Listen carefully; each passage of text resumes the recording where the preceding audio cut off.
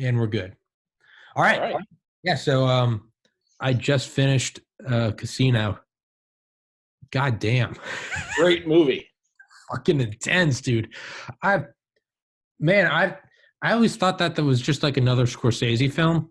Not at all. I just figured it was. That's why I never watched it. It's because I was just like, it's Pesci, De Niro, directed by. I was like, if you've seen them once, you've seen them all. God damn, man. That was that made me anxious. I was anxious. Goodfellas or Irishman, those movies are like good and badass and they all kind of leave the same taste in your mouth. Like that's really cool, but I'm never gonna be in the mafia because everyone just dies. Because Right. I was anxious. I couldn't put a finger on what it was until about halfway through. I was like, I'm tense. I was like, I'm fucking tense. I'm rung up. And then I was like, I gotta finish this movie. So for everyone that's listening, Paul Whitcombe, you're on yesterday with the John Wayne Gacy episode, and you told me last week that you were involved in, or however you were involved or related, or in a way, just like in a way, you killed John Wayne Gacy. In a way, you are connected to the real life events of the movie Casino. And shit, man, let's jump into it. Floor is yours. Well, thank you. The mafia has always fascinated our culture Yeah, for all kinds of reasons: power, glamour, money, girls, yeah, influence, yeah. fancy clothes, fancy cars.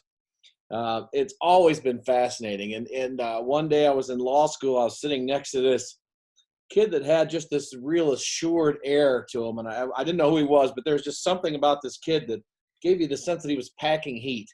I don't know why, but I really had that feeling. So I asked a buddy of mine who was from Chicago, "Who's that kid?" He said, "You don't know who that is." I said, "I have no idea." And he said, "Well, his grandfather's Tony Accardo." I said, "Who the hell's Tony Accardo?" He said, "You got to be kidding me. He's only the most powerful gangster in the history of the United States." Well, I probably should look into that because I've never heard of the guy. Yeah. And it started me down a road where later in my career, I would be involved in a trial with these people, a couple trials, and would represent some people who were allegedly connected to organized crime, and just became quite a real researcher in it. A prosecutor for a few years, and I've collected a large collection of organized crime materials, Mm. connected with these people. I got about 4,000 photographs of Chicago organized crime figures, and it's just been really fascinating. I collect pieces of memorabilia from these people and have really enjoyed it. And that's why when we were talking about this book and this movie, Mm. Casino, Mm. I thought it'd be interesting to talk about because some of the more colorful members of Chicago organized crime, their story is told in the movie Casino. And it's presented as a fictionalized version, but it's so close to the truth on a lot of things. Some things aren't quite right because we didn't know. These things Mm. are done in secret, but a lot of it is right on, especially the two lead characters. Joe Pesci plays, as you know, he plays Nicky Nikki. Santoro, the crazy, mean guy. This guy was a real life Chicago gangster. And Eighth Rothstein, the De Niro character, was also an associate of Chicago organized crime, but his real name was Lefty Rosenthal. He was a handicapper and a gambler. And these guys, they met as children on the streets of Chicago and immediately began a fight. They were about 12 years old, and they both wanted to operate their shoe shine box on the same corner. And they both told the other to take off, and they met in the middle of the street, and they both found out that they were worthy adversaries and became friends. And then 30 years later, here they are in Las Vegas, and you've got this wonderful, exciting movie about their relationship and the forces that operated behind them, and it's so fascinating. Mm. Yeah, it's God, the that stuff always just whenever I watched Irishman in December with my dad, and I'd seen Goodfellas multiple times, and then not really in the same light, The Departed. Whenever I see these movies, I always come out of it almost with like a scared straight kind of thing. I always, ever since I was little, watching the first time, what was the first Mafia movie I saw? I think I was in middle school, A Bronx Tale. I don't know Yeah. if you've ever seen that. I loved that one. But I always come out of them with the same feeling, whether 9 years old or 29 years old. I always come out of it with just like, I just want to toe the line. I just want to like get a clean job. I don't want anyone with any reason to put a bullet in my head. Like I want to pay taxes. Like I don't want to jaywalk. If that's the purpose of those movies, it works because I always come out of those just like, I just want the most vanilla life. You're a legit guy, Yeah, as they say in Chicago. yeah, that's what I want to be. I want to be Nikki. What the fuck are you doing? He's a straight guy. That's what I want to be. The straight guy. I want to be the guy that even the mafia guys are like, don't fuck with him, man. He's a good guy. He's a loser. That's who I want to be. And you know that is true. The mafia does not, in general, mess with legit people, Yeah, and they prey on their own. But one kind of a misnomer here is the term mafia. yeah. Uh, this movie, Casino, is not about the mafia. Hmm. It's about the Chicago outfit. There is no mafia in Chicago. There hasn't been since 1929. Capone. That's Sicilian organized crime. Al Capone got rid of that. Yeah. He brought in members. You know, mafia was the Italian Sicilians. Okay. Al Capone was not Sicilian. He was Neapolitan. So he could never ever be a member of the traditional mafia. And he created what he called the Chicago Syndicate. And he had Jewish people, he had Welsh people, Polish people, all kinds of different ethnicities were allowed to associate with the Chicago Syndicate, which later became the Outfit. And that's the organization that backed Nicky Santoro in Casino. So not the mafia, though they're still associated with the traditional mafia families throughout the country.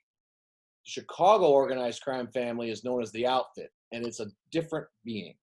Now, is that just semantics, or is it a different? Is it organized differently? Does it have a different fundamental structure? Because it from my point of view, I just thought it was another mafia. You always got the old, the ones. It's like be wary of old men in like a profession where young men die. Whenever there's like the old guys in the mafia, it's always like they clearly just run everything, right? You That's bet. what I got was like, yeah, they don't care how it happens. The suitcase comes to them, and Yeah, that's it. So they are the outfit. They're not the mafia. they are the Outfit. And the story of the Outfit, in a lot of ways, is a story of one man and the story of American culture. The influence that the Outfit had on American culture is amazing. As a matter of fact, I'd like to recommend to you and Please to do. your listeners a book. It's called The Outfit by a fantastic researcher. His name is Gus Russo. The Yeah, Outfit, the role of Chicago's underworld in the shaping of modern America. I This just thing read is them. full of footnotes, great stories. This guy's research is impeccable. Okay. And it tells the story of the Outfit, which is largely the story of one man. And I suppose you think you know who that one man is. Capone. Yeah, but it's Yeah. not. Oh, I was gonna say, do you know Capone's grandson was in my older brother's 8th grade class when we lived in No New kidding. Hampshire? Yep. He actually passed away when he was in his 20s. I don't know how. Wow, But that's terrible. my older brother, who was friends with my older brother, is also deceased. But that was his friend, Aaron Ellis, and I remember him. He just looked like this big Samoan kid. But at hindsight, it's probably whatever Capone was. But yeah, I remember that. I always remember that Al Capone was his grandfather, and there was, I believe, a golf course somewhere in New Hampshire or Maine. But it was one of the places that one of them that he Mhm. operated out of. It was like it was like a country club on, some like one of the secluded holes. But it makes sense. It was just your inconspicuous, tiny little place, back room, and it was like that's where whatever went down. You bet. Fun fact: do you know while the ships were still burning in Pearl Harbor, I forget his name, but the head of FDR's Secret Service said, okay, we are now on a war footing. And the Secret Service has since been on a war footing since Pearl Harbor. But that day, they were like, okay, like, we don't know when the next attack is coming. We need to beef up security. And they realized they didn't have an armored car for FDR. So they went to, I guess, the federal impound, which I guess it makes sense is in D.C. What did they get? They went and took out Capone's seized armored limo. Yeah, And it's fascinating. they painted it, put some flags on it and some running boards so the Secret Service could stand on the side.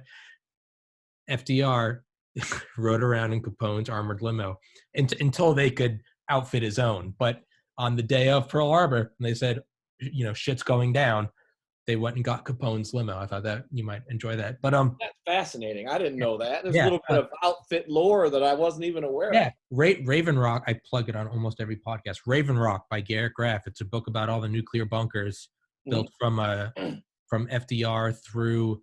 I mean, really, it goes up and through like 9/11.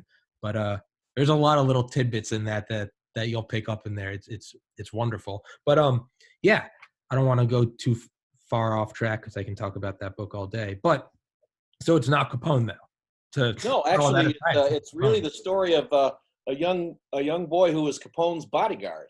Ah. You might remember a scene in The Untouchables where Capone throws this big dinner party and he beats to death two of his assassins because they were conspiring against him. He uses a baseball bat. But in reality, it was one of his young bodyguards that used the baseball bat, and Capone said, well, that kid's a real Joe Batters. And that name stuck with him, and that was a young Tony Accardo. Oh, shit. Who was one of Capone's bodyguards. He was involved in some way in the St. Valentine's Day massacre. Okay. When Capone went away for income tax evasion in the early 30s, you remember, if you're familiar with The Untouchables at all, a guy by the name of Frank Nitti was his successor. Nitti was just a front boss. The smart guy behind the scenes was a fellow by the name of Paul the Waiter Rica. He was really running things. He was sitting on the National Commission. You're familiar with that, where the Mafia bosses from around the country, the 5 bosses from New York, the boss of Buffalo, and the boss of Chicago mediate disputes. Okay. Paul Rica was doing that, and Prohibition came to an end. And they needed new sources of funds. Al Capone was making over $100 million a year selling bootleg booze. If you can imagine that kind of money in the 1920s. Jesus. But that dried up. And one of the things that the Chicago outfit tried to get into was taking over the movie industry. Okay. So they infiltrated the projectionist unions and the unions of the workers that worked on films. And they went to the heads of the big studios and said, look, unless you pay us money, we're shutting down production on all your films. And it worked for years. But eventually they got caught. And all the heads of the Chicago Mafia, the outfit, went to prison, except for one guy who was too smart. That guy's name was Tony Accardo, Joe Batters, the one who had been named Joe Batters by Al Capone. Joe Batters became the operating boss of the outfit in 1943, and his word was final until 1992 when he died of a heart attack at 86, which is unheard of in organized crime circles, to hold that kind of power for that long. Without being offed. And absolutely. Now, and when you think about Mafia, you think of New York and John Gotti and all that. But the truth is, New York is divided up into 5 families. They fight with each other for power and money and control. Chicago was one family. Capone wiped out the other families during the 20s. Okay. And consolidated all the power. And not only does the outfit control Chicago, it controls Indiana, Iowa, Wisconsin, Missouri, everything west of the Mississippi. Miami, Las Vegas falls into that. So you've got one crime family, one man controlling the organized crime for everything west of the Mississippi, parts of the Caribbean, the Middle East, South America. It's a multi-billion-dollar corporation, bigger than General Motors. Jesus Christ. Yeah, most people don't realize that. Yeah, no, it makes sense, though. I mean, it's power abhors a vacuum, and it really is. Someone with fangs is going to step up, and it's. I always think about that. Do you think that, and not to go off on a side road, but do you think powers in the federal government, corrupt powers, do you think there are they're a blind eye, or they turn the cheek to mafia work if they're getting a kickback. Because someone, I think Joe Rogan had a guy in the CIA, former CIA guy, Mike Baker, and he said, he was like, you can't say the CIA did X, Y, and Z. He's like, it's a massive organization. There are some cowboys. And he's like, but yeah, I mean, when you're in there and you're busting up these, these Cessnas of cocaine coming over the border, he goes, after the 100th plane you bust up, you start to go, someone's making this money. And if it's kind of like we said yesterday, Operation Paperclip, if we have the scientists, we know the Russians don't. And it's like, if we make the money, we know it's not the cartels. And There's no question. You're absolutely right that the CIA, as well as other elements of the government, were in partnership with the outfit and a number of things. You mentioned at Pearl Harbor, the government went to Lucky Luciano in New York City, yes, and asked for his help in protecting the harbors. Yep, the ports. They said So there are U-boats. you're absolutely right. And in the 60s, the CIA actually hired the Chicago outfit to try and kill Castro. Yeah. And asked for their help in training the invaders for the Bay of Pigs. Yeah. So you're absolutely right. There is that kind of hand in glove little partnership. Yeah. And man, and who hated the mafia but Bobby Kennedy and JFK? I mean, dude, it gets sticky. That's a whole nother podcast there. Oh yeah, let's save that for another podcast. I would love to do one on that. Yeah. That one, yeah. There's Harvey Oswald, Jack Ruby. Oh, Jesus Christ, man. Yeah. That gets that woman who was Judith Campbell Exner. No, I don't know if it's her. There was one woman I remember, she was killed for overhearing something a couple days before the assassination. Oh, I see. I'm not familiar with that one. Oh, I'm talking about the one who was JFK's girlfriend and the boss of the Chicago outfit's girlfriend at the same time. I didn't know that. I only knew about Marilyn Monroe. Jesus. Oh, well, Marilyn fits in there too. Yeah, Marilyn fits in there with old Jack and Bobby. But God damn, I mean, and the outfit. Yeah, JFK is getting a little greedy. Dude, but there was a woman that was killed, and and she what did she say?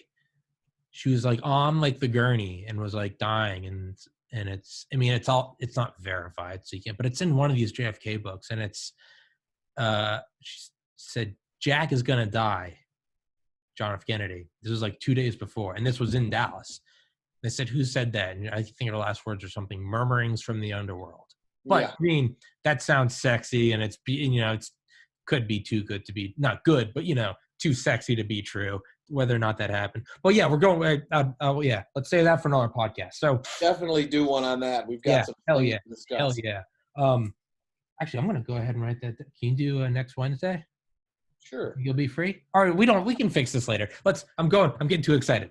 I don't need to be making plans right now. So, but yeah, so this massive, I mean, it is a corporation. It's like, it's like we often say a drug is only illegal or a good drug when it comes in an orange bottle and it's given to you by someone in a lab coat. But I mean, a lot of the times the drugs in there are really the same ones you can get in a bag from a shady guy. It's just they happen to be in the capsule. When we look at a corporation, we often think, unless it's got a place on every corner and it's got commercials with the good, politically correct, diverse crowd and blah, blah, blah. But no, a corporation, that can be the mafia or the outfit. It can be. That it was. And the outfit was so powerful. Imagine this. One of the outfit's upper level guys, his name was Murray the Humphreys, wanted Frank Sinatra to take his daughter to her high school prom. This is at the height of Frank Sinatra's fame. He's the biggest star in the world. Guess who took his daughter to the high school prom? Ew. Frank Sinatra. Now, can you imagine that? That is a flex. That's a flex. That is a flex and a half. And that fits right in with the story of Tony Accardo.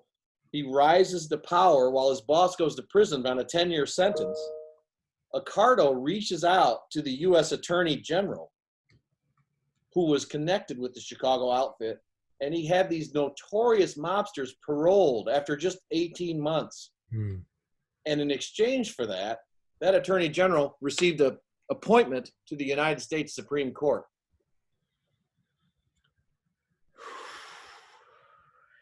It's That's power, man. that is, yeah, that's raw power. That man's name was Tom Clark. There was a scandal at the time, but he then had a son who became attorney general in the 60s and coincidentally shut down Bobby Kennedy's wiretapping program on the Chicago outfit. It's one of those things that you almost want to say can't be true. You know, it's, Right. you know, the idea of like money being made from defense contractors, or the CIA working with you always like to, at least I do, you always like to imagine that there's like a separation. Like, no, like this is the government. These are the good guys, you know, but it's, you know, it's like what Smedley Butler said. I don't know if you're aware of Smedley Butler. I believe he was, I know he's the most decorated Marine of all time. He went from enlisted to whatever the head of all of it was in 1933. But he's the one that wrote the book War is a Racket. And he went on to say about, you know, he's like, we dress it up as delivering democracy and freedom, but he was like, you know, I took orders from Wall Street goons. He's like, I knocked down banana republics to ensure fruit company monopolies. And he goes on this long rant. And in the end, he goes, Al Capone operated in 3 districts. I operated on 3 continents. Yeah, And that's correct. Yeah.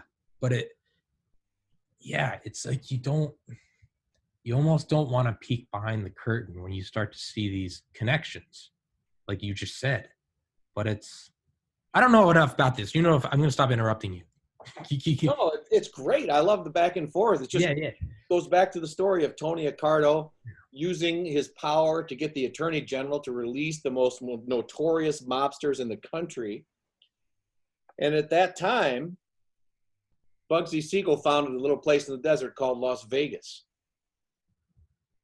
Bugsy was Jewish, so he was not actually a made member of the Mafia, but he was affiliated with New York and Chicago. And originally, Las Vegas was a place for the high rollers, the Flamingo Hotel, all kinds of very expensive entertainment. There was Baccarat crystal in all the rooms. It was a place designed to attract the high rollers, the super wealthy. And Tony Accardo had an idea. And that idea was, we need to build an attraction in Las Vegas for every man. We need to make a $25 plane flight out to Las Vegas and a $12 hotel room so we can take money from everybody, not just from the rich people. And he called that idea the Stardust. Okay. And that is called the Tangiers in Casino. Okay. But that was Tony Accardo's idea.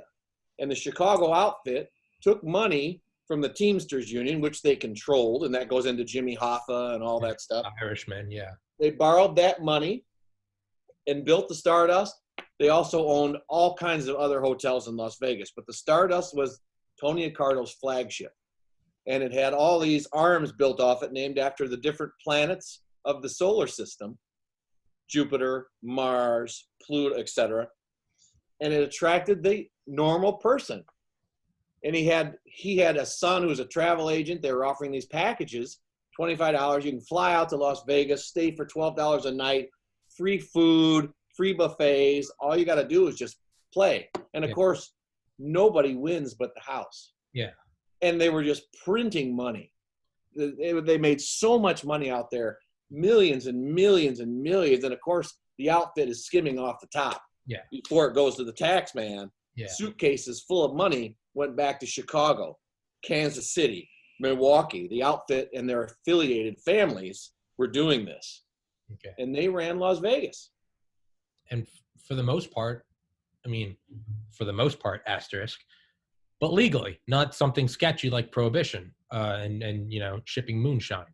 It was legal. What they were doing out there was legal, except they were avoiding taxes by skimming money right off the top. Well, that's why I said asterisk. Yeah, not legal in that sense. But it's not like the entire operation was this entire, like, everything is bad from the ground up. It's like, no, Bob and Jane Smith, you know, they could come out there, you know, all these guys that, you know, who were giving birth to the baby boomers. It's like, you could go out there, and that's what I mean by legal. Yes. Like, there's no sketchiness. Like, yeah, you could fly out there, you get a hotel, put it on your credit card. That part was all legal. That was just, you're an adult, you're allowed to come have fun. So in that sense, that's what's so attractive about it, though, is yeah, there's the illegal skimming, but in terms of like, it's not something like prohibition or flying Cessnas of cocaine over the border, where you know from step one to the end, it's all illegal. It's like this was for the most part like sure it could be seedy, you could have negative opinions of it, but ultimately yeah, that was your freedom, right? You bet. And keep in mind that the older statesmen of the mob always transitioned, if they lived long enough, always transitioned towards legitimate businesses, car dealerships, construction Uh, companies, office buildings. uh, And Tony Accardo was no different. When he died, he had investments in real estate, in malls, in just all over the place. yeah, And this is what the mob was doing. Now, keep in mind, they didn't invest their own money. They didn't risk their own money. They took from the Teamsters pension fund and spent it on those casinos and made millions and millions of dollars. And that's what's going on at the start of Casino yeah, when they decide to send out Nicky Santoro, who in real life was a guy by the name of Tony Spilatro. They called him the Ant because he was only 5'5" and a little guy, but he was ferocious. yeah. He was trained by a loan shark by the name of Mad Sam DiStefano, who was so notorious that even mobsters wouldn't go to his house. They were terrified of him. He would torture people with ice picks and blow torches. He had a soundproof basement where he would take people down there and torture them for days before letting them die. And this is the guy that trained Tony Spilatro. What the fuck? Yeah, What the fuck? right. So you see where that scene where they put the guy's head in the vice? Said, yeah, we stabbed him in his balls with an ice pick. That's exactly right. And that's a true story that really happened. Fuck. And the reason that it happened is that those two guys had murdered someone in Elmwood Park, Illinois. And there were two problems with that. Number one, they didn't get the boss's permission. In Chicago, it's called knocking someone down. To knock someone down, you have to have permission from the boss. They didn't have permission. Okay. And second, they did it in Elmwood Park, which was where a lot of mafia bosses lived, and they didn't want the dirty business in their backyard. So that's why they sent Spilatro out to find these, whoever was responsible for these two murders, and teach them a lesson. Yeah. Yeah. It's, yeah, again, it's, yeah. It's, there's always some, I don't want to say romanticism. I don't think that's the right word, but there's always this idea of like, I don't know, like a certain code, if you will, in the mafia. And I don't know if that's just their own rules dressed up as code. But like they say in Casino, like, you know, you never touch a man's child. Or what do they also say? You know, especially with the old timers, you never mess with another man's wife.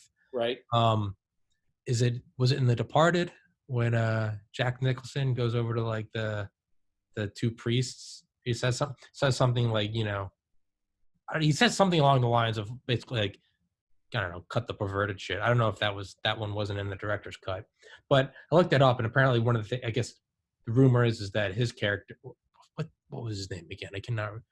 That was Whitey Bulger, right? Yep. The I guess unverified. I don't know how you could verify was that he was sexually abused as a child, and that he had a specific, you know, despite how dirty his hands got, he was very much so, I guess, on the prowl amongst the religious institutions. And it was basically like, I know you're men of God. If you abuse these children, like, I'm going to kill you all. But yeah, so yeah, you don't touch another man's child. You never mess with another man's wife. And it's dressed up as, you don't do this in our backyard. You bet. And that scene with the vice is actually what happened. And we know that because the Frankie Vincent character in the movie, the one who helps him, is actually based on a real person. His name is Frank Collada.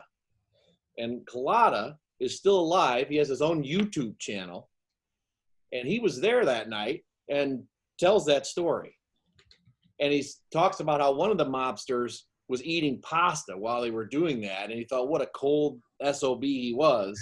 He could be sitting there eating pasta. They tortured them for 2 days. Yeah, 2 days, 2 nights. Yeah, exactly. Charlie M. Is that who made me pop out your fucking eyeball? Charlie Yeah, that's M. right. Yeah. That's exactly right. That was the Eminem murders. Yeah. Jesus. And it's a true story. The guy that tells it, you can find him on YouTube, Frank Collada. He has a channel called Coffee with Collada. Frank, I need to He get was a a lot thief on here. and an outfit want-to-be. In my opinion, he was never made into the outfit, but he tells some real colorful stories. And he became a government witness later in life because Spilatro decided to kill him rather than take a chance that he would turn against him. The FBI picked him up and said, here, I'm going to play you a tape where Spilatro is talking to the Remo Gaggi character, who was actually supposed to be Joey Aupa. Okay. That's Accardo's street boss at the time. Told him to clean up his garbage. And he knew what that meant. That meant it was time for Frank Collada to go. Yeah, so Collada rolled. Yeah. Became a government witness. Witness protection, okay. He's out of it now. He's on the internet. He gives tours in Las Vegas. You can go to Las Vegas, and for $500, you can get in Frank Collada's car, and he'll take you all around to where everything was filmed for Casino. Man. Yeah. I might need to save up and do a podcast. Do it live from the car. Right. I wonder if he would let me do that, man. He has let people do it before. I bet he would. I wonder if I could get Collada on here. If I did that, I would want to be like a well-oiled machine. I'd want to learn all about it. I'd read a couple books. I don't want to. Written several books. Yeah. I would have to read all those. I don't want to go in, bullshitting and wasting time. Well, there's some question about a lot of things that Collada says. Let's keep in mind that he was a professional burglar and thief and an admitted murderer.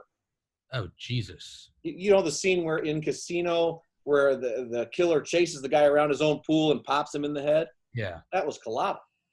That shot him? Yeah. Oh. Where you going, you jagoff? Right. Yeah.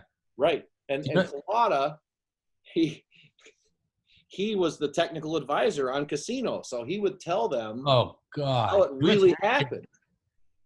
Do you know on YouTube, that because the only part of Casino I had ever seen before, and I vividly remember it, was them getting beaten with the bats at the end. Right. When I saw that in college, just some brutal clip for whatever reason. Right. And so as I was getting towards the end of, because I finished Casino and then texted you. So I wanted to freshen my head. You bet. But I was getting to the end, and the credits started rolling, and I could hear them like getting beaten with a bat. Yeah. I was like, I thought the movie messed up. YouTube spliced that out. They roll the credits with the audio going. They don't want to show that. So I had to, on YouTube, I went up and found the actual ending. Yeah. Yeah. Now that scene is the one part in that movie that's not correct. That's not correct. That's not how it happened. Okay. That's not how Spilatro died. It's close, but it's not right. Okay. The reason is because Frank Collada didn't know how Tony Spilatro died. So what really happened is, by that time, a guy by the name of Sam Carlisi had taken over the Chicago outfit. Tony Accardo still in the background, still giving orders, but he's living in Palm Springs, California, retired in his middle 80s. Sam Carlisi was known as Black Sam or Wings, and he was the boss of the outfit at this time. He decided that Tony Spilatro had caused too much trouble for the mob. You could see he didn't exactly operate below the radar. Yeah. I mean, he was sleeping with Frank Rosenthal's wife. He was involved in financing cocaine deals. That's a no-no with the Chicago outfit. Why is that? And he was involved in this hole-in-the-wall gang, burglars that were going around breaking into places all around Las Vegas. Taking the saves. And this got back to Joey Aupa, who then went to prison, and then Sam Carlisi. So they decided that Spilatro had to go. Now, one side note, I was going to say, it's kind of funny how similar Pesci's character is in Goodfellas, in terms of just the short, hot head, and cannot keep it cool, shoots the waiter, the busboy. Yeah, you think I'm fucking funny? Yeah.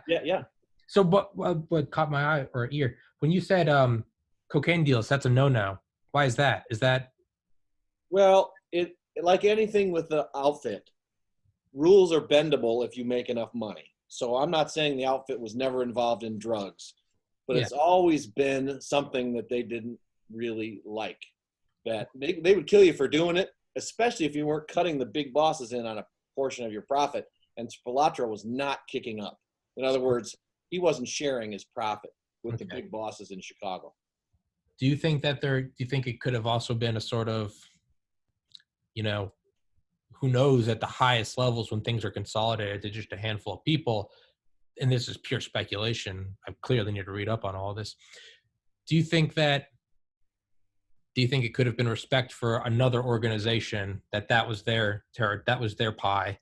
And I don't know, I'm just thinking South America, these huge cartels, at some point you probably have the heads of these countrywide, organized crime. Could it be hey, you guys got Vegas, cool, we got cocaine? Here's the thing about that is Chicago pretty much operated Las Vegas on their own. They let the New York Mafia have a couple of casinos out there, but they didn't mess with New York, and New York didn't mess with them. And they operated independently out in Las Vegas. And in exchange for that, they gave New York Atlantic City. That's what I was going to ask. Okay, so they get all right.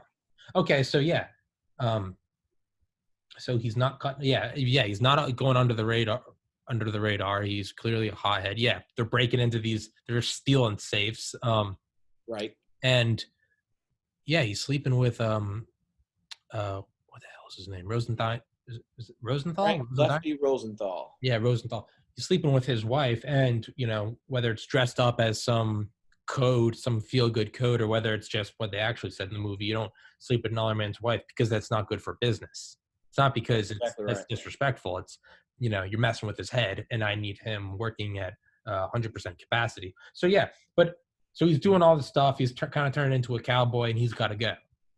That's right. And Tony Accardo's rule was that you had to be a family man and you treated your family with respect. That doesn't mean they didn't have mistresses and all these other things, but you didn't mess with another man's wife. And people died in the Chicago outfit on a number of occasions for transgressing that rule. Okay. So Spilotro had caused all these problems. And besides that, Joey Eupa, the previous street boss, had just been sent to prison over the skim. They'd all gotten caught. And Spilotro was about to go to trial on it. He decided that he wanted to be the new boss of the Chicago Mob. At that point, when he's causing all this trouble, there's a story that he actually went to Tony Accardo in Palm Springs and made his case for taking over from Carlisi as boss of the Chicago Mafia. Well, that didn't go over so well with Carlisi either. And it's what you call whistle him in. So the last day that the ant was seen alive, he gets a call from little Jimmy Marcello, who is Sam Carlisi's driver. Okay. Hey, Sam wants to see you. And we know this is true because Spilotro's wife answered the call. Okay. She identified Jimmy Marcello in court as the guy that made the call. Okay. They told him that you're going to be promoted to captain, what they call a capo, and that your brother Michael is going to be made into the outfit.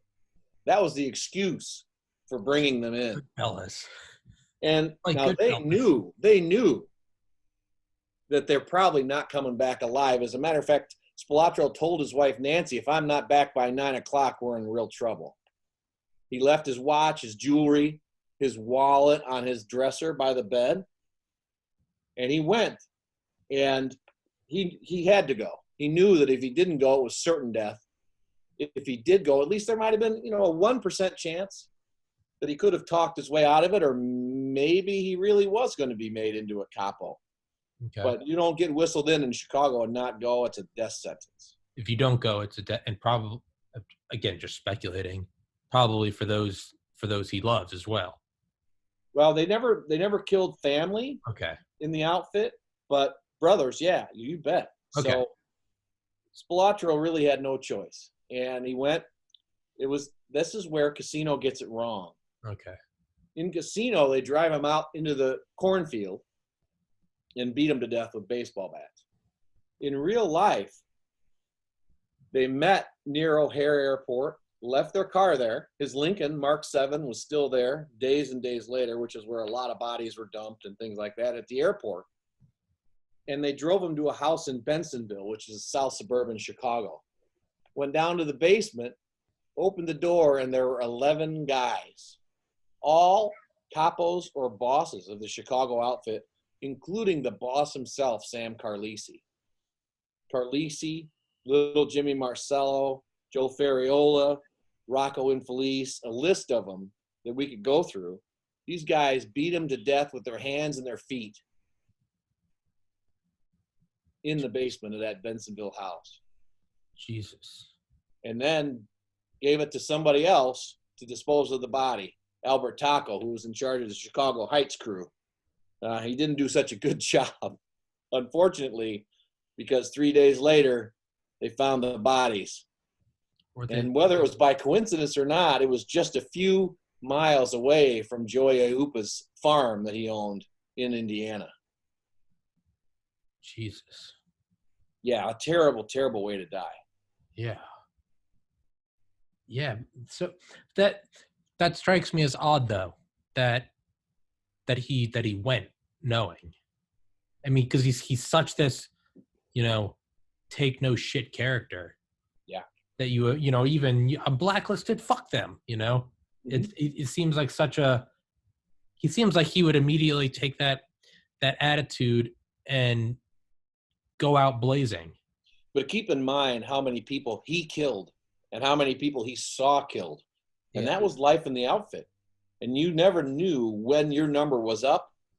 And he knew that his number was up. He was either going down then or later. Yeah. And I'm speculating because I couldn't read his mind that night. But I think that he was thinking, I'm dead for sure if I don't go. So and why? Maybe if I go, I can get my way out of it. Yeah. Why live on the run looking over my shoulder? Yeah, that was his life. It was everything. He thought of himself as the boss of Las Vegas, and he had aspirations of running the whole outfit, a multi-billion-dollar international corporation. So he went. What drives those older guys that are getting the suitcases? What is it? They're not doing, it's not a means to an end. They just enjoy the act of, because I mean, they get to a certain point where they're worth so much money and they're so old. It's like, what could you possibly be doing with more? Well, very, very few of them make it into old age unless they spend it in prison. Okay. Most of them die young, die violently by younger people trying to advance their way up. Yeah. That's how Gotti got there. He killed Castellano, the older mob boss.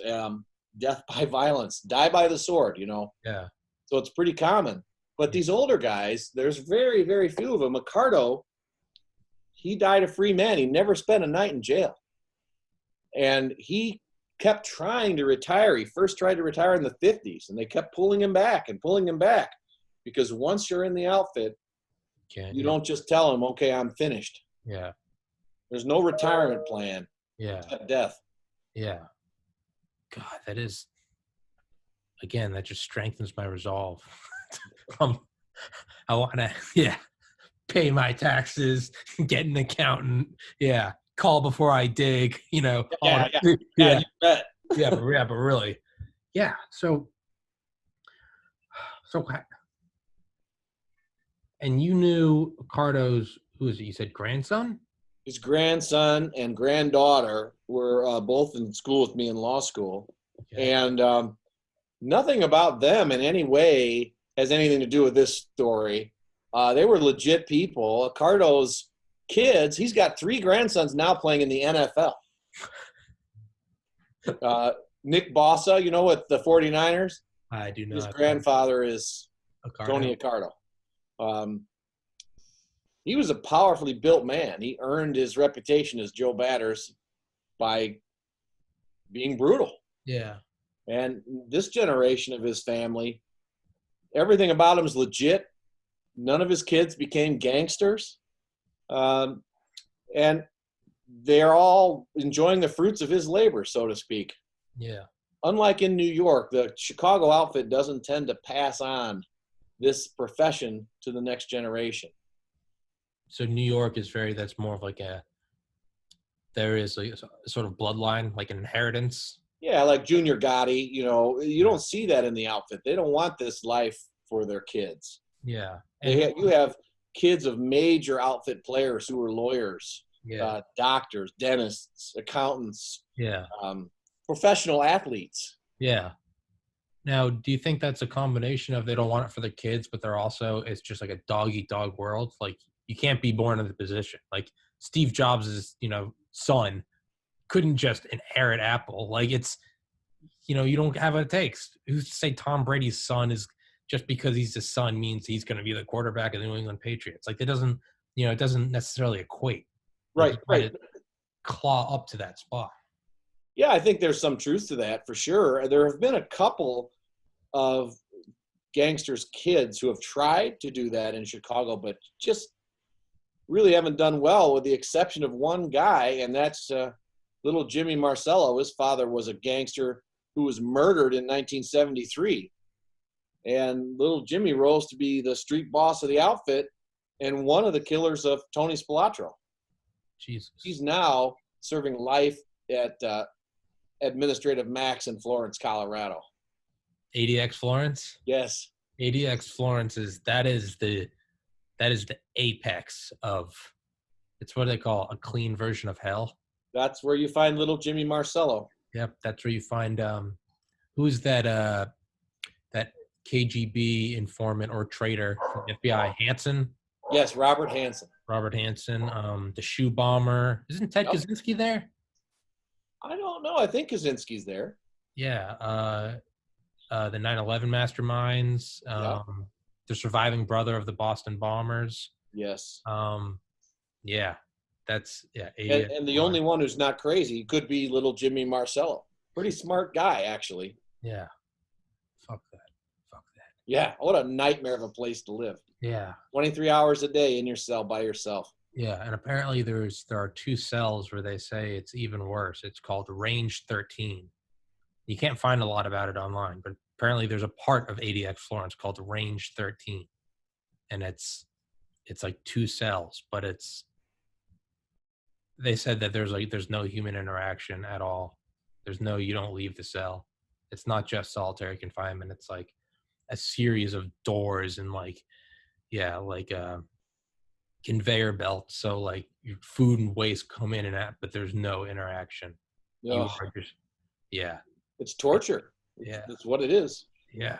Good Lord, man. Well, Marcello was sophisticated enough that even there he managed to turn a chaplain into passing messages for him out to the Chicago outfit. So the guy's pretty sophisticated and pretty dangerous. Yeah. At ADX Florence? Yeah. Holy shit. I thought that was like the Unbreakable. Well, I don't know. I don't think there is such a place. I watch Prison Break. I mean, you can always get out. Yeah. Yeah. I mean, really, I think the only way to truly cut off all information is, it's got to be execution. Yeah. Well, we talked all about that last time. Yeah. Those 2 white supremacists, isn't that a famous story that these 2 guys were still operating? I can't remember what the hell. It's one of the huge, I feel like an idiot. What's the huge white supremacist? The Aryan gang. Yeah. Those 2 guys ran it from prison. Yeah. Still calling executions, getting reports. Sure. Larry Hoover ran the Gangster Disciples from a prison here in my hometown for years. Walked around the prison with a cell phone, gave all his orders. He ran things in and out of the prison. Good Lord. Yeah.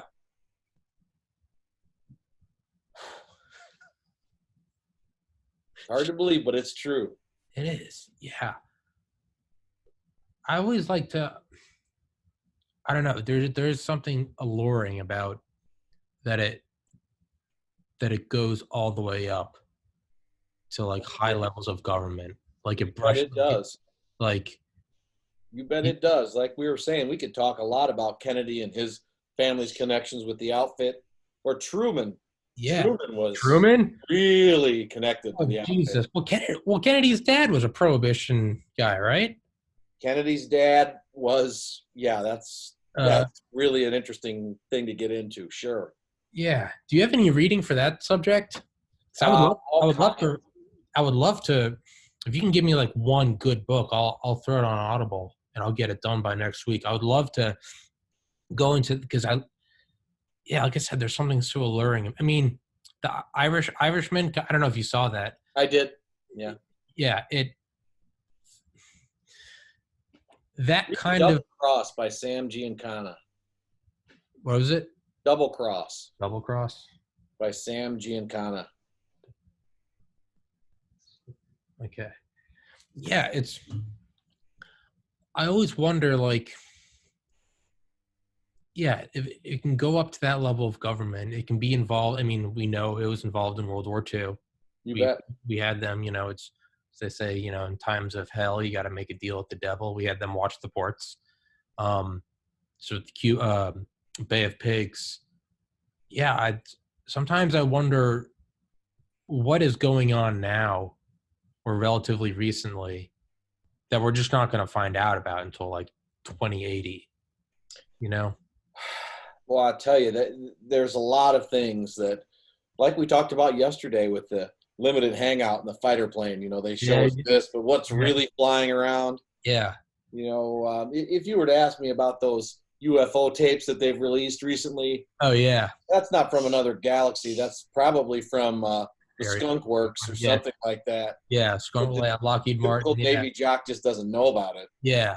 What is Ben Rich's Skunk Works by Ben Rich? I don't know if you've read that. That's a fantastic book, dude. He talked about in 1985. He said in his book, he goes, "Yeah, we turned down a Pentagon contract asking for a Mach 14 jet." He said that in 1985. Mm-hmm. We're still apparently trying to get hypersonic craft, which is Mach 5 and above. Right. He said in 1985, the Pentagon was trying to contract out a Mach 14 craft. Yeah. 1985. Yeah, man. Ben Rich's famous quote. Yeah, well, the big one is we have the technology to bring ET home. But the other is anything you can imagine we have or we've tried and realized it's not worth our time. Yeah. George Lucas would be jealous of what we have. These things are so wrapped up in black projects, it would take an act of God for them to get out and benefit humanity. Yes. This is the head of Skunkworks saying this. You bet. You bet. While he has cancer 3 years before he died. Mm-hmm. Yeah, and you know how we used to refer to UFOs? Said that they're unfunded opportunities, meaning that they were on the black budget. Yeah, you bet. That's how I feel about it. Gets a little shaky. Yeah. That makes sense from an intelligence operation. What better way to test out your new craft than buzz some U.S. carriers? Keep it in house. Don't go fuck shit up on an international stage. Keep it in house. And if you know that your guys can't figure it out, then you know you got it good. You got it real good. You know that because no one else can hold a candle to our forces anyway. So if you can trick your own forces, that okay, because that's what they did with the F-117 Nighthawk. Ben Rich talks about that's how he opens the book. He goes, we had like the best radar operators in the military come out to I think it was Tonopah in Nevada, and we had a T-86 chase plane go over, and then we had the F-117, and then the T-86 chase plane, and then the F-117. And they painted the T-86, and then they said, okay, now here comes another one, and here's this black diamond coming. Mm-hmm. And they told them what we now know: the stealth is a mathematics equation, ironically from a former Soviet professor. But right, yeah. But we didn't even tell our own guys that. We told them that we had a special black box in the nose, and it jammed radars. Yes. So we didn't even let our own guys in on it. And the Air Force guys, they detect the T-86, they paint it, and then they watch the black triangle go over. And the quote is like, well, Mr. Rich, you got a hell of a black box in there because it jammed all of our radars, never once knowing, even in these classified tests, that they were being lied to. It had nothing to do with that. It had to do with the geometry of the outside of the. Ben Rich said when they brought the F-117s over to the Middle East for, I think, Desert Storm, They were out in some, super secret hidden, cave hangar or wherever that we were going to use to go in and mess up Saddam's army or his Republican Guard. But the night before, so the next day, they found all these dead bats in the hangar. Oh. And they were like, what the hell is this? Because it's all these dead, and if anything gets close to these planes, let alone bats, they're like, what is this? Is this a psyop? Is this, what the hell goes on? What? Right. And they eventually figured out all these bats had been living in the hangar before they brought over the F-117s. And the bat's sonar didn't work on the F-117s, so they'd hit them and break their neck. Wow. And then they'd drop right there. And they said after that, the pilots, they're like, okay, we feel pretty good. Yeah. They go, there are dead bats everywhere. And they go, these things were hitting them headlong, breaking, because they looked at all of them. And I don't know if they brought a vet over or whatever, but they were like, yeah, they're all dead from broken necks. And they were like, holy shit. Wow. Things are slamming. That's badass. But that was stuff designed in the 70s. Yes. 50 years ago. Yes. And then 20 years before that was the SR-71. Right. The top speed of which is still classified. You bet it is. So my older brother did, now deceased, but he did aerospace engineering research at GTRI, Georgia Tech Research Institute. And I was with him in 2013. I went to University of Georgia, and I graduated in 2013. But I was doing medical school interviews that fall. Tulane, Los Angeles, Miami. And eventually I got accepted to Miami. But I would drive to his house in Atlanta, and then he would bring me to the airport the next morning. Mm-hmm. None of that's relevant. Point is I remember coming back from my LA interview, USC Keck School of Medicine, and I remember like hearing on the news at the airport that Lockheed Martin announced that they are now they're finishing up developing the SR-72. Yeah. The Aurora that's supposed to be hypersonic. And they said it will be ready by 2020 to 2030. This was in November 2013. I remember telling my brother John, I was like, you see this? They said that it's going to be ready in 2020 to 2030. And he, who had some sort of clearance to work on stuff, he goes, do you know that's Pentagonese? And I go, what's that? And he goes, that means it's been operating for 20 to 30 years. Yeah, that's right. I was like, what? And he goes, yeah. During like one of the first government shutdowns, he said that because all their stuff, I mean, they couldn't take laptops in and out of there. He said there was like, he said it felt like World War II. There was like propaganda posters, and it was like, if you see something, say something. Mm-hmm. And it had all these like racist Chinese caricatures and stuff. And it was like, don't give anything to anyone. No USB cards in and out. But he said it was during the first shutdown. He said someone raised their hand, and it's like, well, isn't it bad to shut down the government? Because if they shut it down, that means they got to shut down all those NRO satellites. He said the professor, and mind you, and all of these professors are all like, they're from ex-Pentagon, ex-everything. He's the revolving door. He said the professor starts laughing. He goes, ha, ha, ha. He goes, walk outside, stand on the sidewalk, just look up and wave. Because they're waving back. Woo! Yeah, for sure. Yeah, that is a black hole. Dude, I would love to do another one on JFK, the mob. I would love to. I would love to. One there. Let's and then after that, we'll plan a fourth one farther down the road.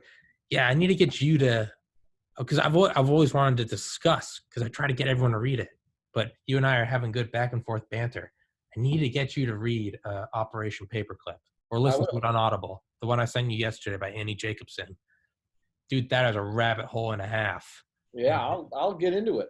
Yeah, dude, it's the way I always say it is like, I'll finish this up, but is like, think about the craziest conspiracy now, and it's like, kind of roll your eyes, and it's like, now imagine that it's like late 40s. You just got back from serving in the Pacific. War's over. We just beat the Nazis. Now imagine, and, trust of Uncle Sam is at an all-time high. And flight has been around for roughly, so let's say this is 47. So flight has been around for 45 years. Imagine you stumble into the desert and trustworthy Uncle Sam doesn't tell you that there's about a secret base out there called Tonopah or the Nevada Test or the Proving Grounds, Groom Lake. So there's one. Number two, what if you saw guys speaking German, faces that you recognized, people that were at the Nuremberg trials? And number three, somehow or another, you find out they're going to the moon. Yeah. Think about how you would be perceived in a country that just beat the Nazis. Flight has been around for 45 years. I mean, black and white TV is the hot new thing. Imagine if you came back from the desert going, there's a base out there that Uncle Sam's not telling us about, and there are U.S. government officials with Nazis, and they're going to go to the moon. In flying saucers. Yeah. All right, man. Yeah. Yeah. Give me some of what you're smoking. But that is exactly what happened. So the way I look at it is like, if that was capable, if that happened, nothing is off the table. But agreed. Yeah, man. Let's definitely do another one. Love to. Dude, I love having you on. You are a new awesome guest that I plan on having for a long time. I'm not gonna have you offed by my Mafia men. But yeah. I just figured we're talking about I realized as I was saying that how weird it sounded. I was like, you're my new friend who I'm not gonna have going anymore. I meant to say like, hey man, you're a cool guy, I want to have my podcast. But fresh off casino, that sounded like, hey, you're my friend, and I'm going to make sure you're taken care of. There you go. Yeah. All right. Paul Whitcombe, thank you, sir. And I'll text you after this. Let's set up another one. Sounds great, my friend. Thank you. All right, brother. Stay safe. Peace. Peace.